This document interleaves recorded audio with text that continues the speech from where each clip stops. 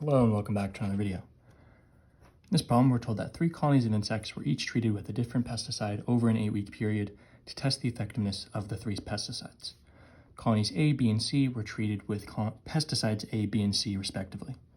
Each pesticide was applied every 2 weeks to one of the 3 colonies over the 8-week period. The bar graph shows the insect counts for each of the 3 colonies 0, 2, 4, 6, and 8 weeks after the initial treatment. We're asked which of the following colonies showed a decrease in size every 2 weeks after the initial treatment. So we're looking for which of the bar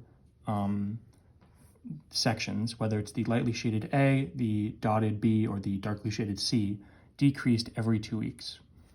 So firstly, we can look at A, which is in this lightly shaded color, and we can see it goes from here to here, so it's decreasing from 0 to 2, and then it decreases again to 4 because this is an even lower value.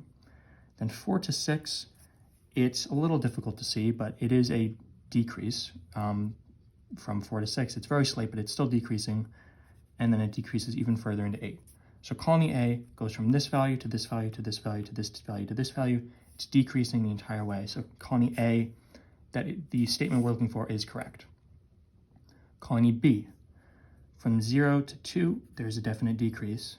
And then 2 to 4 to 6, this 3-week, or I guess 4-week period right here, it's a very slight decrease. But if you notice, each bar is slightly shorter than the last one. It's gonna be a little bit clearer in your textbook, but there is a constant decrease. And then obviously there's a big drop off at the end with 8. So colony B does decrease every time. Colony C, we notice it goes from this value in week 0 to this value in week 2. And after it, it's decreasing every week, but in this first 2-week span, it is increasing dramatically, so colony C is not the answer. So out of our 4 answers, A, B, C, D, we're looking for 1 and 2, but not 3.